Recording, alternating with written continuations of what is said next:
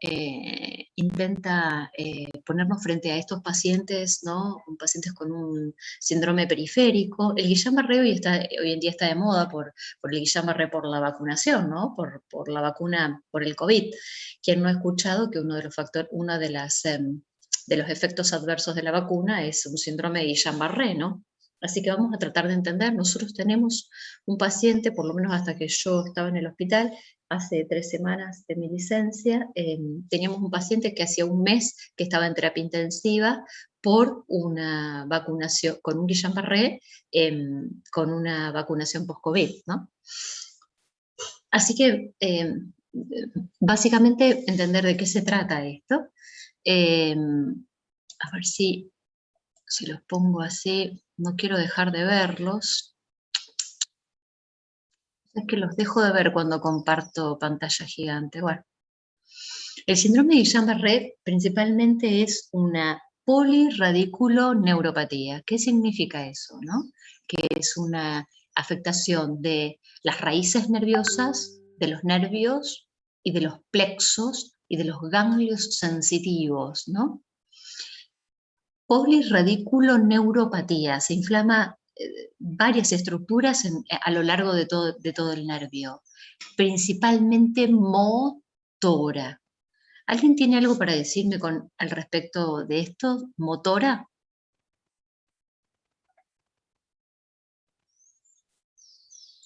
¿No? Pues es que los perdí y ya no Puede volvieron. estar precedido por un poco de parestesias o no. Sí, ahí vamos, sí, eso quería escuchar de ustedes. Es característico, y no sé por qué no puedo verlos, es característico que, para que no les puedo ver la cara. No sé por qué no me aparece ni siquiera la pestañita de poder verlos. Ahí está, si dejo de compartir ahí los veo. Es característico que el paciente diga o relate que ha tenido al comienzo como un dolor lumbar y después que ha tenido como unos hormigueos en la planta de los pies o tipo parestesias, ¿no? Pero cuando ustedes van a hacerle todo el examen físico y ver si el paciente tiene trastornos de la sensibilidad táctil superficial, no lo tiene. Le hacen la sensibilidad profunda vibratoria, conservado. Le hacen la sensibilidad dolorosa, termoalgésica y está todo conservado. Entonces, por más que el paciente refiera que inicialmente ha tenido un dolor lumbar y sensaciones parestésicas en miembros inferiores, no se objetiva trastorno sensitivo, ¿sí? Al examen físico. Pero sí, después cuando hagamos el examen físico, ustedes van a ir viendo que el paciente no solamente lo van a ver venir caminar como con esa debilidad en las piernas, y aparte porque se queja, o ya no viene caminando porque le ha progresado durante los últimos días la debilidad y el paciente ya viene que lo traen a andas, o en una silla de ruedas, ¿no? O al principio con la queja más tórpida es estoy como torpe, las piernas, ¿no? Me tropiezo de nada, como que me caigo, siento como cierta debilidad, juego al fútbol y no puedo jugar al fútbol, ¿no? Como una cosa así, como un detalle. Entonces, Profe, sí. ajá. Entonces, primero el paciente puede tener algo sensitivo, pero al final termina siendo siempre motor. Es motor. Los puede confundir inicialmente, por eso les hago bien cuando acá empezamos y dice motor, es porque es realmente motor. Es una enfermedad motora. Pero la verdad que la mayoría de los pacientes se quejan de estas parestesias iniciales y este dolor lumbar. Entonces, no entiendan que ustedes cuando dicen Guillain-Barré es un compromiso, es una neuropatía motora, pero esos síntomas aparecen, ¿no? Dentro del transcurso. Ahora, cuando uno quiere objetivar la parte sensitiva, la parte sensitiva objetivamente está totalmente conservada, ¿sí? No logran objetivar esas disestesias, esas parestesias que el paciente refiere. Sí. Bien. ¿Es ese dolor lumbar que decís desaparece cuando evoluciona la enfermedad? O sea, es al principio inicial. Mira, Ailén, normalmente es al principio. Es al principio, se lo refieren a los primeros días, y piensen que nosotros tenemos la médula y salen todas las raíces nerviosas y se forma toda la cola de caballo. Y esta respuesta inmunológica ya empieza a atacar los nervios de la cola de caballo. Tanto así que uno de los criterios que vamos a ver, o sea, sale todo, recuerden que la médula llega hasta L1, L2, L1, ¿sí? Y después sale por toda la parte lumbar, solamente se ve la cola de caballo en cualquier resonancia o TAC de cintura, ¿no? De columna lumbar. Esta enfermedad inmunológica ataca tanto la cola de caballo, después los nervios cuando salen y forman los plexos, y después ya los nervios en la parte periférica. O sea, es una enfermedad inmunológica que inflama, que va inflamando todo el nervio. Tanto sí que uno de los criterios, como vamos a ver después, es la punción lumbar. En la punción lumbar lo que hacemos es sacar líquido cefalorraquídeo, y lo que vemos es que hay una disociación albuminocitológica. ¿Qué significa eso? Que hay muchas proteínas y 1, 2 o 3 elementos. O sea, eso habla de que esas colas de caballo, esos nervios que están bañados por líquido, que están en medio del líquido cefalorraquídeo, están irritadas y eso inunda de proteínas del líquido cefalorraquídeo. ¿Bien? Entonces, una forma de criterio diagnóstico es la clínica, la electromiografía, como vamos a ver, y ya vimos que lo que hace es evaluar, y evalúa si tiene un patrón axonal o desmielinizante, depende del anticuerpo donde atacó, si la vaina de mielina o el nódulo de Ranvier. Vamos a hacer una punción lumbar para ver esa disociación albuminocitológica, porque esos nervios de cola de caballo exudan esa reacción inflamatoria, exudan un montón de proteínas, y es el otro criterio que tenemos para el Guillain-Barré, ¿no?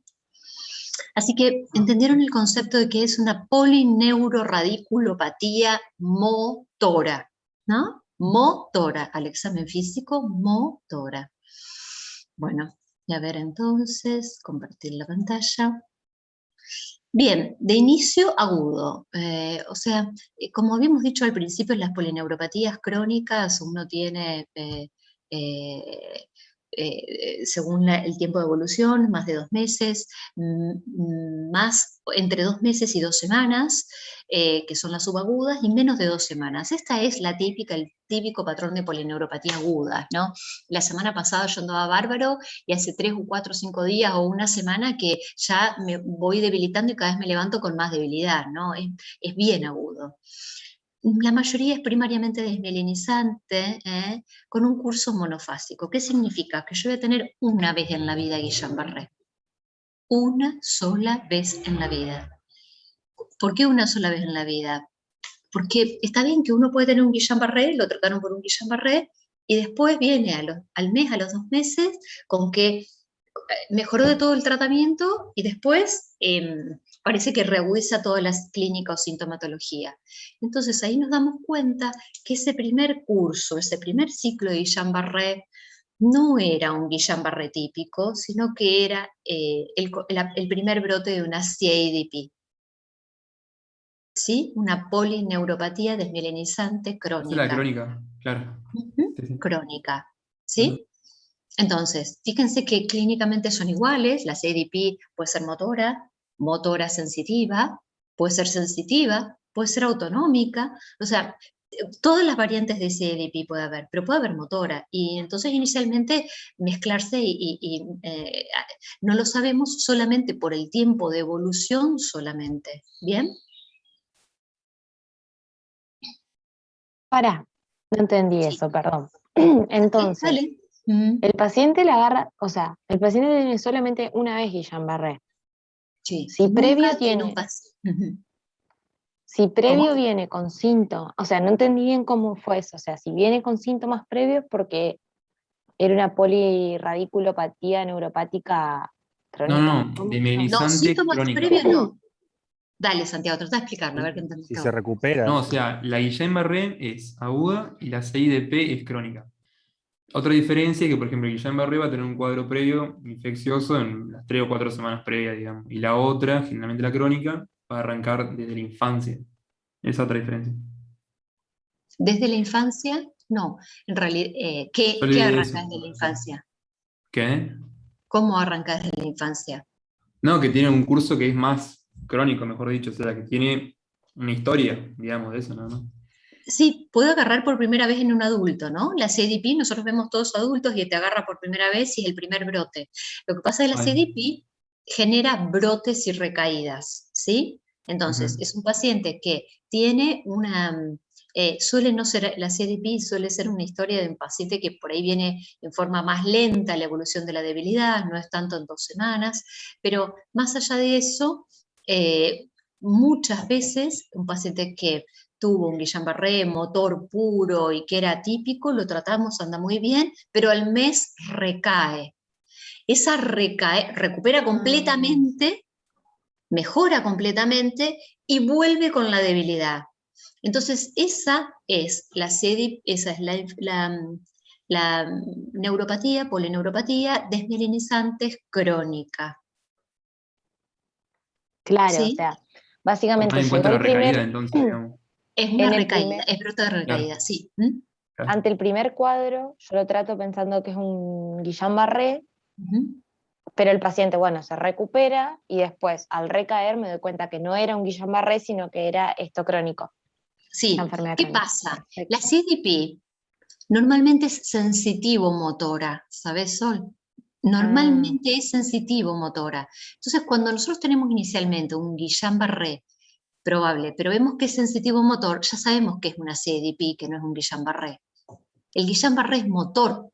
El problema es la variante de la CDP, que es motora pura. ah, Es la única que nos genera problemas, porque la CDP normalmente encontramos al examen físico problemas de debilidad motora y trastornos sensitivos, déficits sensitivos. Entonces no nos queda duda inicialmente de que es una CDP, salvo en algún pequeño porcentaje de pacientes que es una CDP poco frecuente, que es la variante motora pura, que inicialmente se puede comportar como un Guillain-Barré. Pero cuando a los 2 meses recae, nos dimos cuenta que no era un Guillain-Barré. claro, bien, gracias. ¿Sí? ¿Por qué no Bien. puedes tener dos Guillain-Barré 2 veces? O sea, ¿qué pasa? ¿Que se anula directo? ¿Generás inmunidad contra el mismo Guillain-Barré o qué? No, no hay, gracias a Dios no hay reporte en el mundo de alguien que haya tenido tanta mala suerte. No hemos tenido, los pacientes lo han tenido una sola vez y listo. No Ah, sé de por una qué, persona no sé si hay grave. una explicación, no sé si hay una Ok. explicación que el paciente adquiere inmunidad probablemente ya a la bacteria que le generó esa sensibilización. ¿Cuáles son las enfermedades que nosotros típicamente relacionamos con el Guillain-Barré como enfermedades infecciosas que se entrecruzan y inmunológicamente y por mimetismo molecular empieza a atacar la vaina de mielina? ¿Cuáles son? ¿Qué piensan? Esas enfermedades que dijiste vos, Santiago, previa, que cursa 2 o 3 semanas antes con algo. ¿Qué va a tener ese paciente? Epstein-Barr. Campylobacter jejuni, El Campylobacter, muy La bien. mucha VIH, investiga sobre todo. Sí. El HIV, también. El eh, HIV también tiene, como dato de color, tiene una neuropatía autonómica asociada. Sí, también. El HIV también tiene la neuropatía autonómica y después la misma neuropatía por invasión del HIV. O sea, Ajá, por el claro. HIV en estadio muy avanzado, el mismo HIV genera lesión directa, ¿no? Ujú. Bien, bien, el Campylobacter, el, el micoplasma, el neumonía, micoplasma, la clamidia, la hepatitis, el virus de hepatitis B y hepatitis C. B y C, las dos. Hepatitis B y C. El Epstein-Barr no lo tengo presente, alguien dijo, pero no lo tengo presente. Tengo presente estas que les nombré recién. Capaz que después en el listado aparezcan muchas más, ¿no? Y ahora, el post-vacunación, nosotros tuvimos un paciente que se vacunó para la hepatitis B y que después hizo un Guillain-Barré, ¿no? Así que en realidad las vacunas, todas las vacunas pueden generar esta alteración inmune, por eso Yo también lo ahora había la del leído, COVID. profe, más que nada con vacunas a virus vivo. Como que, por lo que tengo entendido, cuando las vacunas son a virus atenuado, como que generalmente las descripciones del efecto adverso de vacunas son como más engorrosas. Y aparte de por sí, es difícil asociar el Guillain-Barré a una vacunación. Como que siempre es como medio... Porque no sabes si hubo una infección asintomática o no, si fue de antes, si fue después. Como que se toma con pinza mucho el Guillain-Barré post-vacunación. Y igual nosotros, por protocolo, para demostrar una posible asociación, hacemos un screening con PCRs a toda una lista así de virus. Sí, pero eso Entonces, no en el saca. screening de si es post vacunación ahora lo que están pidiendo para asociarla a la vacuna es que vos le hagas PCR para todo tipo de virus. Hay un panel, cosa de descartar infección aguda o subaguda a todo tipo de virus con IgG e IgM, para que exista una posible relación, no viral, sino a la vacunación. Así que eso está de alguna forma ya entendido y se trata de subsanar de esa forma, ¿no es cierto? Bien. Entro y salgo porque no sé por qué no puedo verlos conjuntamente cuando les comparto el Power. Bueno, entonces, curso monofásico es eso, ¿no? El Guillain-Barré ocurre una sola vez en la vida. Bien, es la causa más frecuente de una parálisis de la parálisis generalizada aguda. Los diagnósticos diferenciales típicamente de parálisis aguda es una porfiria. La porfiria es muy rara, y otra de las causas muy común de parálisis generalizada aguda, ¿cuál es? ¿Qué se les ocurre que es? ¿Por qué puede Polio. venir? ¿Botulismo? Poliomielitis, pero Botulismo, ahora que es no. muy poco común, pero sí, muy bien, otro diagnóstico También. diferencial, y otra que se me ocurre más frecuente dentro de lo ¿Disección metabólico. medular? ¿La disección Dentro de lo medular puede ser? metabólico. No, disección medular no. Otra que Parálisis generalizada, ¿no? se le ocurre, Generalizada. Don, ¿cómo? Leucemia. ¿Cómo? ¿Usted dijo que se le ocurría en cierto caso? Ah, miastenia, puede ser. Hipoglucemia. Claro. La Hipoglucemia miastenia, por magnesemia. debilitante generalizada es la miastenia, el botulismo, la porfiria, el Guillain-Barré, y hay una cosa muy común de origen metabólico. Hipocalcemia. Claro, La hipopotasemia. La Hipótesis. hipocalcemia genera más bien tetania, ¿sí? Espasmos Claro. carpopedal y todo esto, ¿sí? Está re duro, sí. Pero la hipocaliemia o hipopotasemia, por ejemplo, los pacientes que tienen parálisis periódica familiar, que es un problema de una canalopatía, en donde hay un problema en el transporte de potasio a nivel de las fibras musculares. De las fibras musculares, ahora se me generó un problema, no, sí, es fibras musculares. Afectación muscular tengo yo. Para la contracción, sí, y genera un debilitamiento repentino del paciente. Yo me acuerdo que siempre, un caso de hace 20 años, cuando hacía clínica, un paciente que vivía en Alto Verde y cruzaba en canoa hacia la circunvalación, siempre para ir y venir, evitar toda la vuelta. Y hacía ese cruce, y era remero, entonces cruzaba la gente diariamente, no sé, miles de veces. Y él decía que cada tanto le agarraba como una debilidad espectacular y se tenía que acostar porque no podía ni moverse. Y al rato se recuperaba, ¿no? Se iba recuperando solo. Pero que era como que no movía ninguna, con esas parálisis periódicas familiares que son bruscas, que son disminuciones bruscas del potasio sanguíneo, es otro diagnóstico diferencial de enfermedad debilitante aguda generalizada, ¿no? Ujú. Bien. Después estaba intoxicación por metales pesados. Sí, eso es re poco frecuente, el plomo. Antes, Plomo. cuando estaban las imprentas y todo eso que se usaban mucho, ahora, como es tan tóxico, eso está prohibido. Eso ya es ilegal y ya nosotros que somos el centro de toxicología de la ciudad, de la provincia, de la parte norte, no recibimos un solo caso de plumbismo. Así que casi está desterrado. Pero bien. La hiperpotasemia me acuerdo que también te podía dar parálisis. Sí, Tanto la la hiperpotasemia sí. Lo que pasa es que la hiperpotasemia clavo un infarto antes. Un PCR, sí, infarto. no, el tema es que, a ver, pasa esto, los pacientes que tienen hipopotasemia por ahí pueden no tener ninguna patología previa y hacerte estas parálisis periódica familiar, pero ¿quiénes tienen hiperpotasemia? Los insuficientes renales crónicos que están en diálisis o que están prediálisis. ¿Qué más? ¿Qué se les ocurre que puede tener y por qué puedes tener hiperpotasemia? Hipoaldosteronismo, por ejemplo. Lices tumoral. por síndrome de lisis Ah, tumoral, y que tumoral también. el síndrome de lisis tumoral, normalmente el paciente cuando son masas Burkitt, tumores Burkitt muy grandes, si hacen QT, quimioterapia, se hace un tratamiento con hidroxiurea, hiperhidratación y el paciente se lo tiene internado vigilando, ¿no? Entonces es como Ujú. que vos sabés que no te viene alguien con con debilidad porque es como una negligencia médica si llega a esa instancia, ¿no? Por no haber hecho bien el tratamiento de quimioterapia y haberlo cuidado. ¿Qué dijiste vos, Santiago? ¿No te escuché?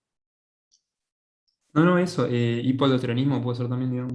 Hiperaldo, Hipo, hipo, hipoaldosteronismo primario hipoaldosteronismo, sí, sí. o Sí, secundario. si tuvieron hiper, tendría una hipocalemia, digamos, porque en realidad intercambia Totalmente. sodio por potasio, digamos. Bien, sí. Así que es más común eh, los casos y es más, hiperpotasemia, hipopotasemia para nosotros pacientes que están mal alimentados, que están en inanición, pacientes que vienen vomitando, entonces Ah, vomitan mucho claro. ya la parte biliar, no tanto jugo gástrico, sino la parte de jugos biliares, entonces vienen en inanición porque dependemos mucho de la ingesta básica diaria de potasio, necesitamos 30 miliequivalentes básicos diarios para el consumo, para mantener, y que encima se exfolia por algún otro motivo, o con diarrea y vómitos, puede hacer hipopotasemia. O sea, hay causas más comunes de hipo, más que de hiper, ¿sí? Nosotros vimos un solo paciente en 15 años que justificamos una debilidad por hiperpotasemia y vemos casi semanalmente pacientes con debilidad generalizada por hipopotasemia, para que se den una idea. ¿Tá? Pero las dos causas, es verdad, pueden generar debilidad. Ah, toxicidad por vitamina B6 también decían. Bueno, Esa otra. bueno. Bien, ocurre en todas las regiones geográficas, todas las edades, 2/3 de los casos presentan eventos desencadenantes como infecciones al citomegalo me había olvidado. El Epstein-Barr sí, tenías razón.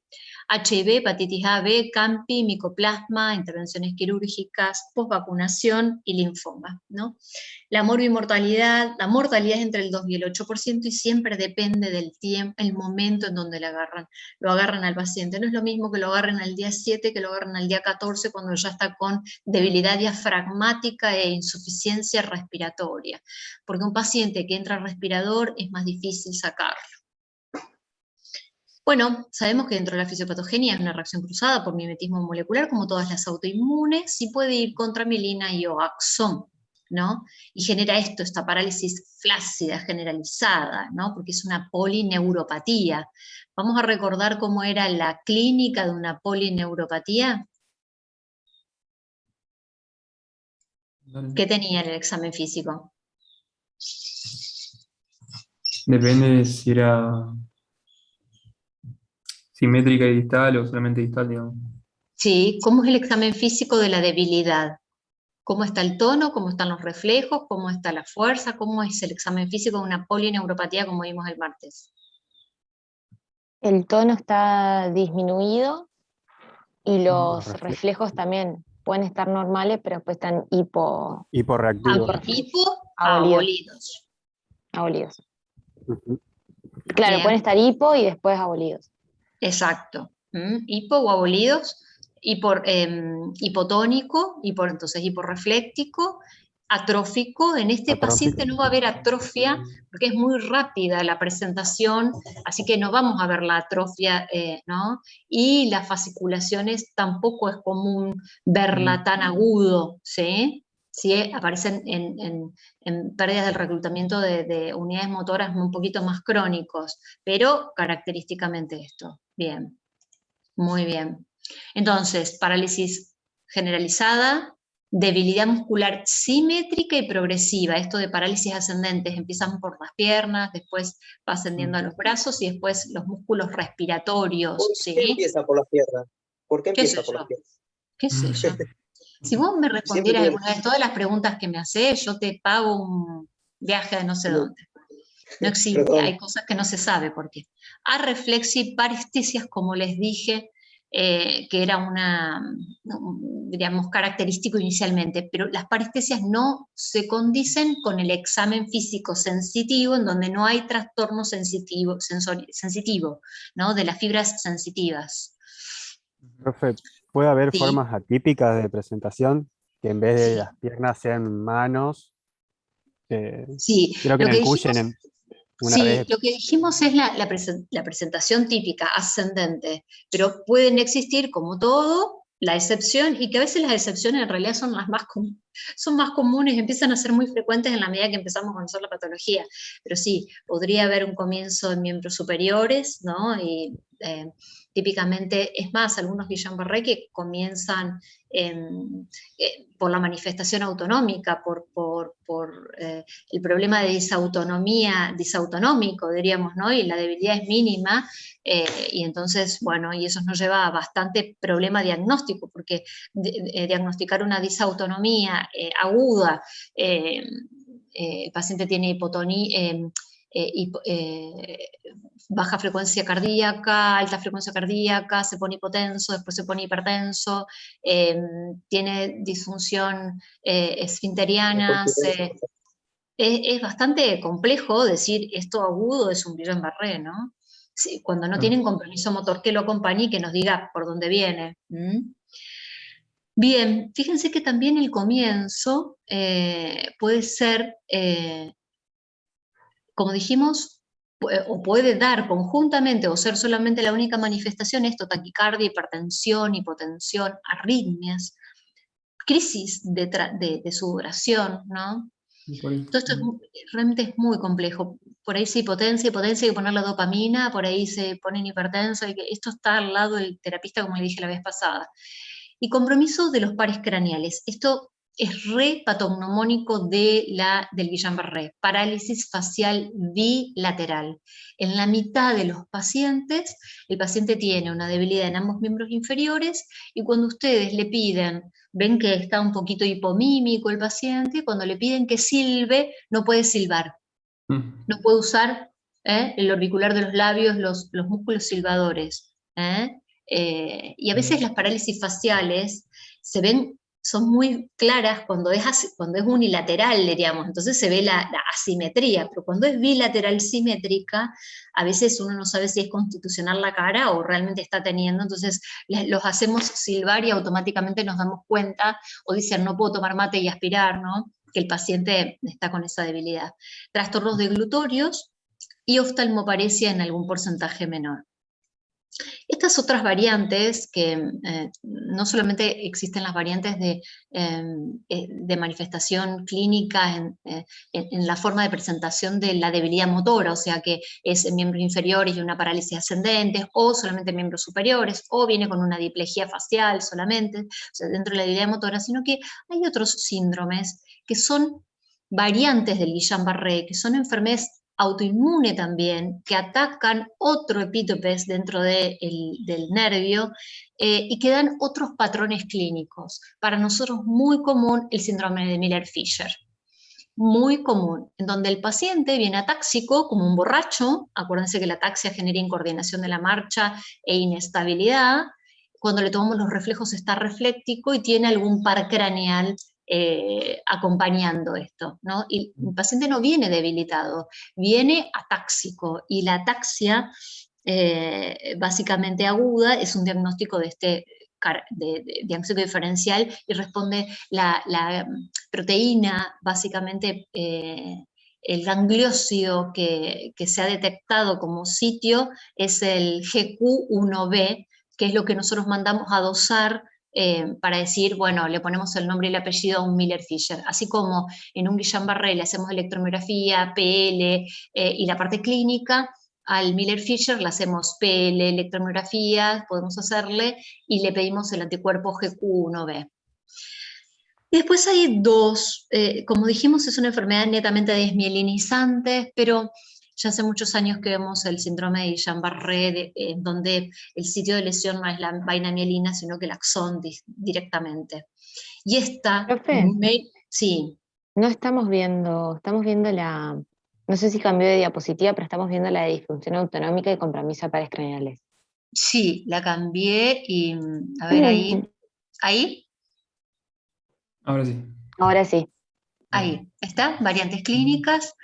Bien, criterios diagnósticos. Entonces, como dijimos, criterios clínicos, debilidad simétrica con arreflexia.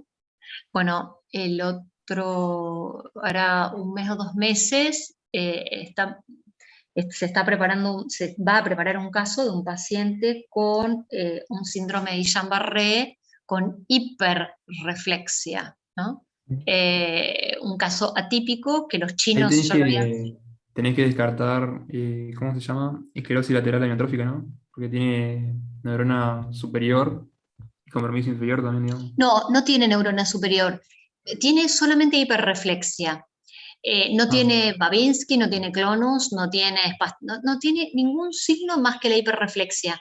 Pero el ELA es una enfermedad crónica. El paciente hace 4 o 5 meses que viene, un año que viene, primero que debilitó un muslo, después el otro, ahora un brazo. No es en 2 semanas se puso agudamente débil. no, obvio, sí, sí. Obvio. No, pero para que te dé un poquito de idea, diríamos, cómo clínicamente casi que no se te viene a la cabeza un ELA con este Ujú. paciente, porque el ELA es de muy lenta evolución y el Guillain-Barré en una semana el paciente está sin poder caminar, sin mover los brazos, ¿no? Pero cuando pensamos más en compresión medular o en afectaciones medulares, un tumor, un traumatismo, algo, una MAV, malformación arterial, algo que esté comprimiendo médula y que me esté dando toda esa clínica, más que un ELA, ¿no? Pero la hiperreflexia, hay hipótesis diagnósticas, pero se piensa que por ahí los autoanticuerpos no solamente afectan al nervio, sino aparte de la vía piramidal en médula. Entonces son hipótesis que las escribieron algunos primeros casos hace muchos años los chinos, y bueno, nosotros tomando un poco esa literatura, publicamos en el Congreso de Neurología un Guillain con hiper. Pero eso es uno en 15 por año que vemos hace 20 años y no vimos nunca. O sea que nada, ustedes acuérdense, Guillain a reflexión. Está. Producción, por supuesto, esto menos de 4 semanas no, esto es menos de 15 días porque evoluciona rapidísimo. Y exclusión de otras causas de neuropatía aguda. Porfiria, pero ya hicimos un listado de todas las enfermedades que dan debilidad simétrica, ¿no? El líquido cefalorraquídeo, la disociación albúmino-citológico, o sea, más proteínas, solemos tener 0,80, 1 gramo de proteínas y 3, 4 elementos, ¿no? Y la electromiografía típicamente con signos de desmielinización. ¿Cómo se trata el Guillain-Barré? No corticoides, sí aféresis o gamma-globulina. La gamma-globulina, nosotros en terapia del Hospital Cushen hay un equipo de plasmaféresis, así que para nosotros es más rápido y fácil hacerle plasmaféresis. La tasa de respuesta de una y otra es la misma. La plasma se puede hacer, si uno le hace plasmaféresis y no responde, después le podés hacer gamma-globulina endovenosa. Pero por eso generalmente empezamos por la plasmaféresis. Pero hacerle gamma-globulina y si no responde muy bien, después hacerle plasmaféresis, y no, porque la plasmaféresis te está sacando toda la gamma-globulina que vos le pusiste. Entonces, por los filtros. Entonces, normalmente si se elige la plasmaféresis y después, si no, se asocia con gamma-globulina, o la mayoría, la verdad que la gamma-globulina, el problema que tuvimos en estos 2 años es que los precios se fueron por las nubes. Yo creo que está alrededor de 1,5 millones, 2 millones el tratamiento de gamma-globulina. Entonces, piensen que ahí una féresis nos sale 400.000 pesos, así que piensen que por ahí, por una cuestión también económica y a veces porque el hospital no pudo reponer el stock anterior y necesitamos empezar el tratamiento, le empezamos plasmaféresis, ¿no es cierto? Bueno, muy bien. ¿Qué pasa si le das corticoides, profe? No responde. No sé nada. Ah, pero no le haces nada. Es una enfermedad también autoinmune, específicamente se sabe que es una disregulación tímica, o sea, es el timo, que normalmente todos ahí se empieza a generar la inmunidad y la memoria, es donde están folículos linfáticos que van de alguna forma madurando, son inmaduros y van madurando, y eso por supuesto el timo va desapareciendo en el transcurso de la vida para hacerse para quedar vestigios y no quedar restos en la adultez. Más allá de eso, en algunos pacientes, todavía en la adultez puede haber restos tímicos o algo que nosotros llamamos hiperplasia tímica o un timoma, ¿no? Son 3 instancias distintas con las que nos podemos encontrar en el timo, ¿no? Y eso obviamente siempre a los pacientes con miastenia gravis, como complemento le hacemos una tomografía para evaluar la parte tímica, ya que si encontramos hiperplasia tímica o timoma, la resección quirúrgica es una herramienta fundamental en el tratamiento inmunológico para estos pacientes.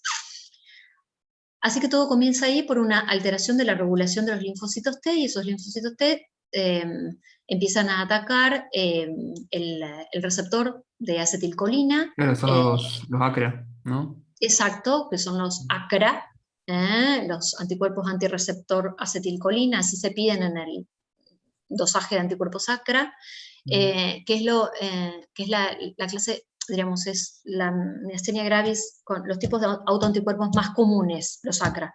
Tenemos ACRAs positivos y ACRAs negativos. Los ACRAs negativos es porque dentro de ese mundo de ACRAs negativos se descubrieron otros anticuerpos, que son las enfermedades ahora miastenia gravis tipo anti-MuSK, y las miastenia gravis anti-LG1, ¿no? Y así hay un montón de misceláneas y un montón de autoanticuerpos muy pequeñitos que son menos frecuentes, pero específicamente es ACRA positivo o ACRA negativo, y dentro de los ACRAs negativos al menos dosar anti-MuSK o LG, que en realidad no están en el panel normal que nosotros pedimos. Bien, entonces, ¿qué es lo que sucede? Esos receptores están básicamente en la placa neuromuscular, en la parte muscular, esos receptores de acetilcolina, y los cuantos de acetilcolina que son liberados del axón se unen al receptor, y ahí empieza una cascada enzimática para generar el potencial de acción. Los anticuerpos que están dando vuelta lo que hacen es unirse al receptor acetilcolina y lo inutilizan. Al unirse lo inutilizan, y con el tiempo esa unión termina haciendo que se englobe el receptor y entra al sistema lisosomal para eliminarse, ¿no? Claro. Pero inicialmente se une e inutiliza el funcionamiento, y posteriormente genera esto, va disminuyendo en el transcurso del tiempo la cantidad de receptores. Entonces, lo que hacemos nosotros es, en esta enfermedad que hay un bloqueo de la conducción de la placa neuromuscular, obviamente va a generar una enfermedad debilitante, lo mismo que la miastenia gravis, porque el músculo no se puede contraer. Entonces vamos a tener lo mismo. Primero que va a ser motora, obviamente porque es un problema de placa y de músculo, no estamos hablando de nervio, sino que es de placa neuromuscular, de acoplamiento. Así que siempre la miastenia no tiene nada de sensitivo, es netamente debilitante. El comienzo de la miastenia, hay una escala, hay una clasificación, que es la de Ossenborn, que es básicamente la miastenia ocular de comienzo localizado, y la de comienzo localizado típicamente es ocular, generando, por ejemplo, parálisis del recto externo derecho, del recto interno izquierdo. Entonces genera una diplopía oscilante, y la clave clínica de acá es que es una debilidad oscilante. El paciente se levanta fantástico, porque el descanso repara, mejora la cantidad de cuantos de acetilcolina en la placa, entonces el paciente se levanta bien, empieza la actividad y o se le empieza a caer un párpado, y empieza el ojito a ponerse a un costado, empieza a ver doble, o después se va a dormir la siesta, se recupera. y después durante la tarde se ve una película subtitulada y ya empieza con la diplopía. Cualquier esfuerzo motor sobre los oculomotores, cuando es localizada, empeora la diplopía. Entonces el paciente te dice, a la mañana me levanto y no veo doble, pero después del transcurso de la mañana, yo trabajo con la computadora, se me empiezan a mezclar las letras y veo doble, una para allá, otra para allá, eso a las 11 de la mañana. Y después a la tarde de nuevo, o sea, fluctuación, debilidad fluctuante. Esa es la clave en el interrogatorio. Si no fluctúa, no es miastenia gravis. ¿Bien? Bien. También decía Entonces, que se estimulaba con el estrés y con el ejercicio, ¿puede ser? claro, entonces, por ejemplo, una de las pruebitas que hacemos nosotros para saber si es una enfermedad, decimos, bueno, mira para arriba, mira para arriba, mira para arriba, mira para arriba, 1 minuto, ¿sí? Y cuando vemos que el paciente baja, el parpadito se le cae, ¿no? O le decimos, bueno, lee 1 minuto este párrafo, y empieza bla, bla, bla, bla, bla, bla, bla, y se va, o sea, todas maniobras que lleven al cansancio y al agotamiento del músculo, y entonces se pone más de manifiesto la debilidad. O un paciente que viene con una ptosis palpebral, le ponemos hielo, que eso es reparador, y el paciente después de 1 minuto, le sacamos el hielo, y el parpadito que estaba caído se le levanta y está más levantado. Entonces, hacemos algunas maniobras que nos ayuden a poner de manifiesto que esta enfermedad básicamente es una enfermedad debilitante por fatiga. ¿Puedo preguntar algo, profe? ¿Sí? ¿No se va a enojar? ¿Por qué fluctúa? No, si me va a preguntar algo razonable, no me enojo. Si ya me estás diciendo eso, no te vas a enojar, es porque estás dudando de que me va a preguntar algo razonable. ¿Por qué fluctúa? ¿No se sabe tampoco? No sé, no.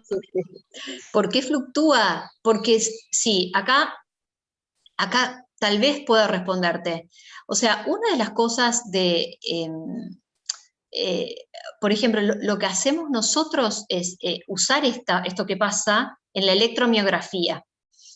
La electromiografía lo que se hace es estímulo de repetición, estímulos repetitivos de fibra única, así se llama. Entonces lo que se hace es, se le manda una corriente, se le manda otra, se le manda otra, se le manda otra, se le manda otra, se le manda otra, se lo hiperestimula, estimula. Y vemos que el potencial de acción empieza a ser así, así y así. Y después ya de la 10ª vez o 9ª, 10ª, 20ª vez que se estimula, el potencial de acción ya no es así, ya es chiquitito. Ya existe una pérdida de más del 50% de la amplitud del potencial de acción. Eso es por agotamiento, porque en realidad existe como un bloqueo en la cantidad de receptores que están disponibles, entonces no puede haber más reclutamiento de la fibra muscular, porque están la mitad, por decirte así, un 25% están bloqueados. Entonces, ante el estímulo repetitivo, no se puede ir reclutando más receptores sinápticos. Además, Sería debe ser por lo que habíamos dado en segundo, me acuerdo de lo de la parte competitiva enzimática. Si hay mucha acetilcolina, los receptores, o sea, se van a unir a los receptores fácilmente, pero cuando ya hay como escasez de acetilcolina por el cansancio, por así decirlo, la competición va a disminuir y van a aumentar los anticuerpos. O sea, la parte de los anticuerpos Acá van a el bloquear problema más fácil. el problema no está en la cantidad de acetilcolina, sino en la cantidad de receptores que se logran poder acoplar, ¿no? Claro, sería al revés O sea entonces, que con la parte el de paciente, receptores. cuando está El problema es postsináptico.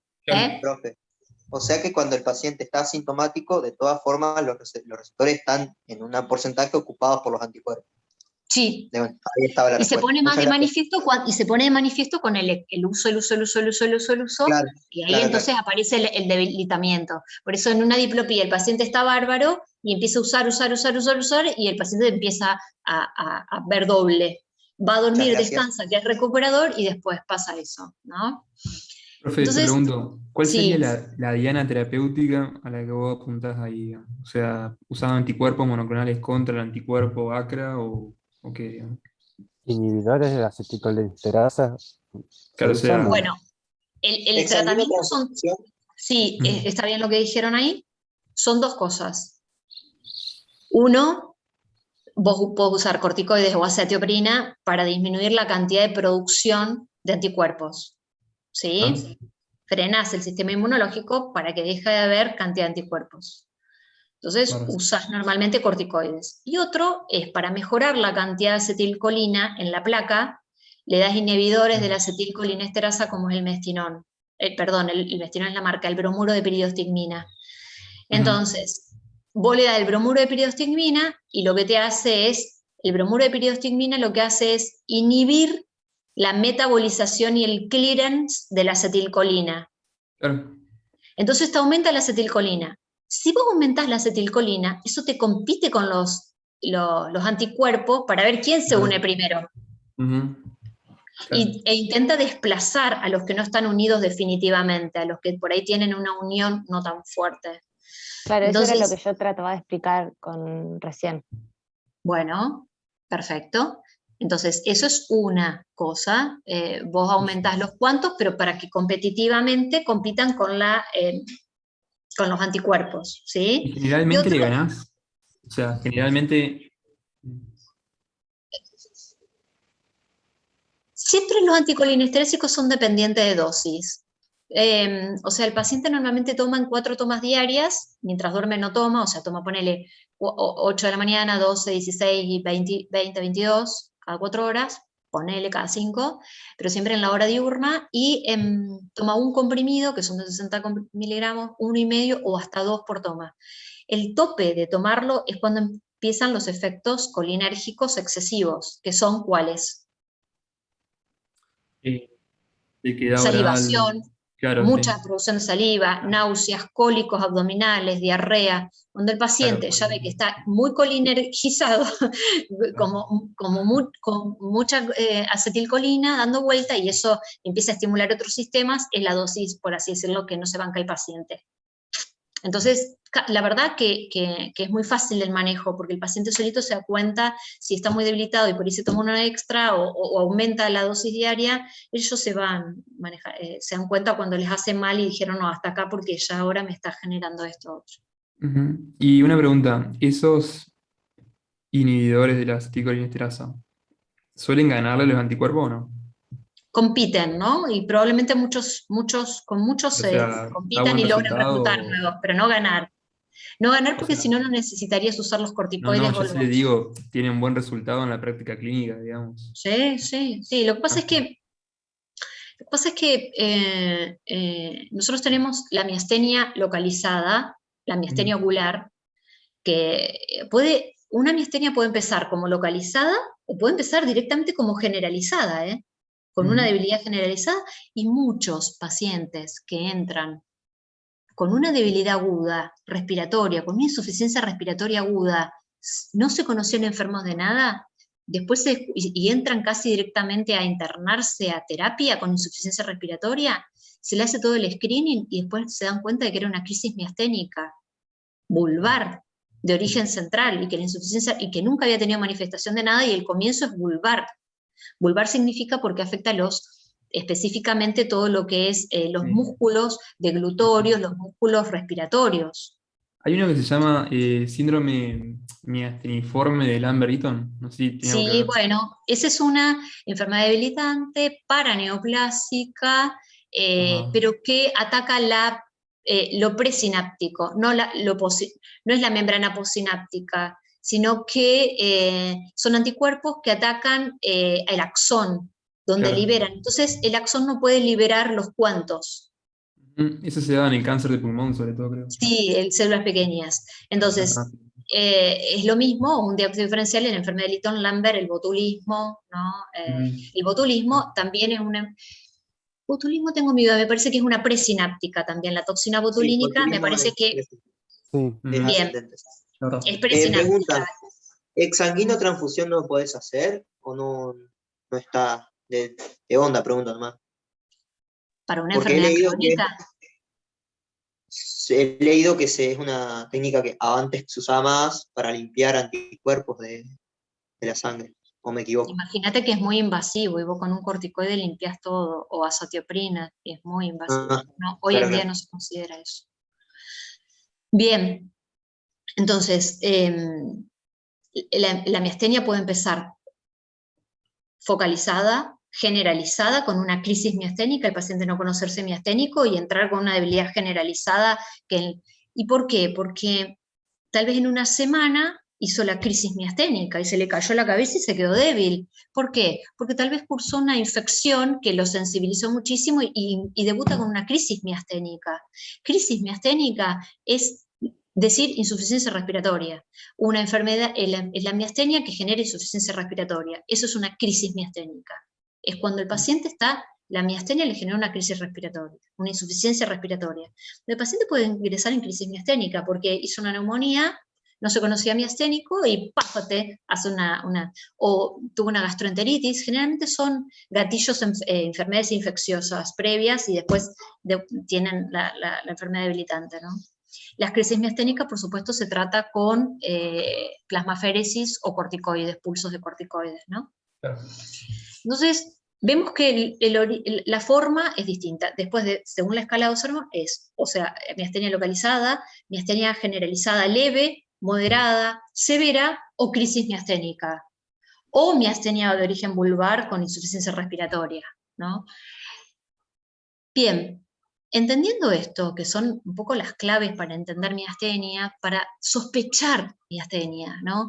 Es un poco de fisiopatogenia, es cómo se presenta, es la fluctuación diaria y parte del tratamiento específicamente inmunomodulador y con inhibidores de la acetilcolina. Creo que groseramente no me estoy olvidando nada de miastenia. Obviamente puede haber un montón de preguntas, pero específicamente lo que me interesa es identificar una crisis miasténica, lo que es la cabeza, la electromiografía con repetición única, los ACRA, los anticuerpos que usamos en el laboratorio, y la timectomía en el caso de una hiperplasia tímica o un tumor de timoma. Un timoma. Bueno, muy bien, ¿preguntas? ¿El timoma se puede presentar en el adulto? Sí, el timoma es menos común, pero podría presentarse. Acuérdense que en mediastino, los diagnósticos diferenciales de tumor de mediastino son las 4T. Ajá. Y uno es el timoma, el linfoma, el teratoma, y me falta siempre un T, el tiroides. Entonces, el timoma es básicamente uno de los tumores, y es adulto, ¿no? Claro.